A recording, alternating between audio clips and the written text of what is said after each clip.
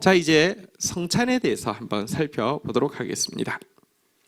성찬의 두 가지 의미.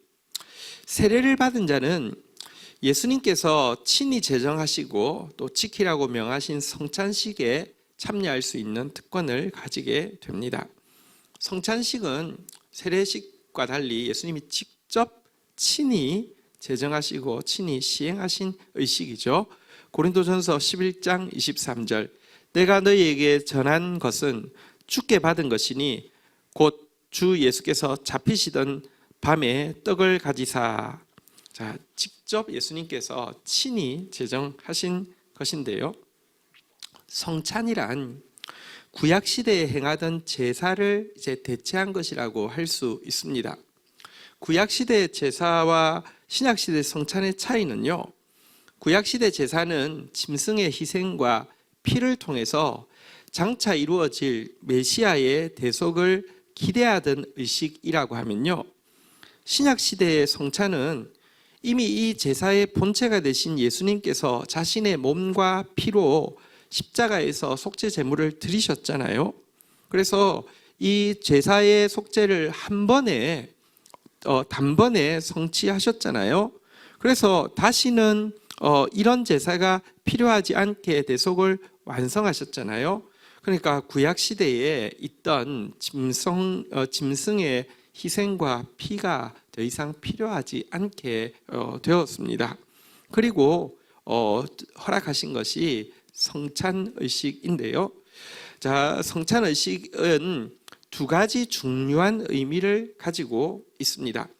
첫 번째는요, 예수님이 이미 완성하신 속죄를 기념하는 것이 성찬의식의 중요한 첫 번째 의미가 됩니다.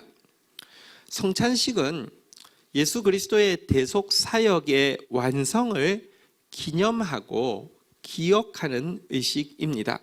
고린도전서 11장 24절 25절 보겠습니다. 축사하시고 떼어 이르시되 이것은 너희를 위하는 내 몸이니 이것을 행하여 나를 기념하라 하시고, 식후에 또한 그와 같이 잔을 가지시고 이르시되 이 잔은 내 피로 세운 새 언약이니 이것을 행하여 마실 때마다 나를 기념하라 하셨으니, 이 구절에서 두 번 반복되어지고 있는 나를 기념하라, 이것이 이 성찬의 첫 번째 중요한 의미인데요.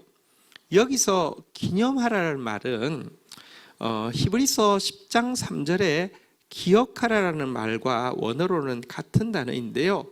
히브리서 10장 3절 4절은 구약의 제사의 효능에 대해서, 구약의 제사의 한계에 대해서 잘 보여줍니다.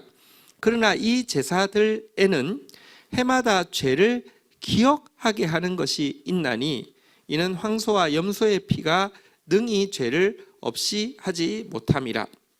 구약에는 무수한 제사가 드려졌습니다. 근데 제사가 드려지고 나면 그 제사는요, 내가 죄인이구나, 나는 아직까지 죄인이구나 하는 기억을 되살려 놓는다는 것입니다. 제사를 드리고 나면 내 이 황소와 염소의 피를 흘리는 이 잔인한 제사를 통하여서 이것이 왜 죄를 흘렸는가? 나 때문이지. 그런데 내 죄가 이 짐승이 피를 흘리는 곳으로 다 씻어졌는가? 불가능하다. 나는 죄인이다. 구약의 제사는 사실은 끝없이 자기의 죄를 기억하게 하고 기념하게 하는 효과가 있습니다. 그래서 구약의 제사를 바르게 드린 사람은 갈수록 겸손해지는 것이죠.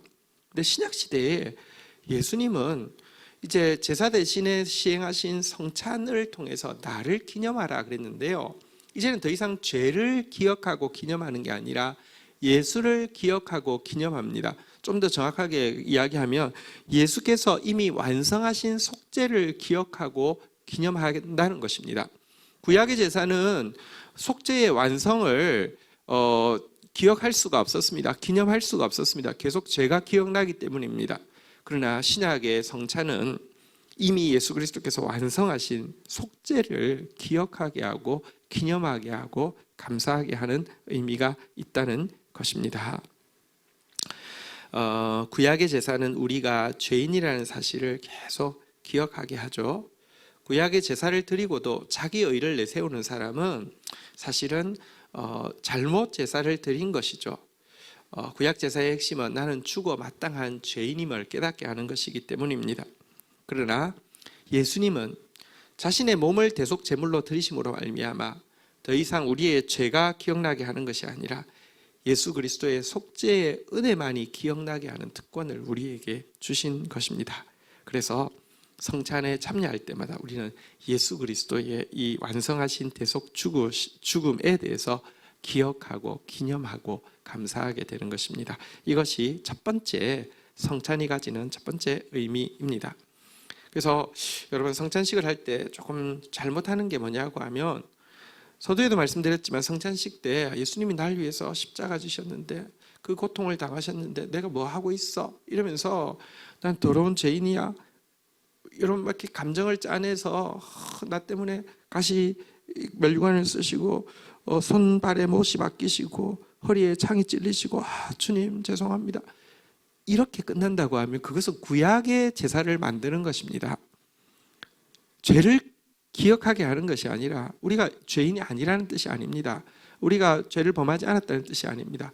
이 죄인의 죄를 완벽하게 속죄하신 예수 그리스도의 놀라운 공로에 대해서 기념하고 감사하는 것. 그래서 죄를 기억하는 것이 아니라 주님의 은혜를 기억함으로 말미암아 도리어 더 주님 앞에 나아가게 되는 것, 이것이 성찬의 첫 번째 의미이고요. 두 번째는 지체와의 하나됨을 확인하는 것입니다. 이 부분은 거의 간과되어지고 있는데 사실은 성찬의식에서 굉장히 중요한 의미입니다. 한 떡과 한 몸에 참여하게 되잖아요. 성찬식은요, 예수 그리스도의 몸을 상징하는 떡과 예수 그리스도의 피를 상징하는 포도주를 나누게 되는데요. 이것은 여기에 참여하는 모든 성도들이 이제 그리스도와 한 몸과 한 피를 공유한 그리스도의 몸이 된다는 것을 확인하는 의식이고요. 몸이 서로 사랑하는 것이 마땅하듯이 우리가 서로 사랑하는 것이 마땅함을 이 의식을 통해서 고백하는 것입니다. 고린도전서 10장 17절입니다. 떡이 하나요, 많은 우리가 한 몸이니 이는 우리가 다 한 떡에 참여함이라. 한 떡에 참여하는 우리는 한 몸입니다. 그러므로 성찬에 참여할 때마다 우리는 지체를 더욱 사랑하고 하나됨을 더욱 온전히 이루기 위해서 새롭게 결심해야 합니다.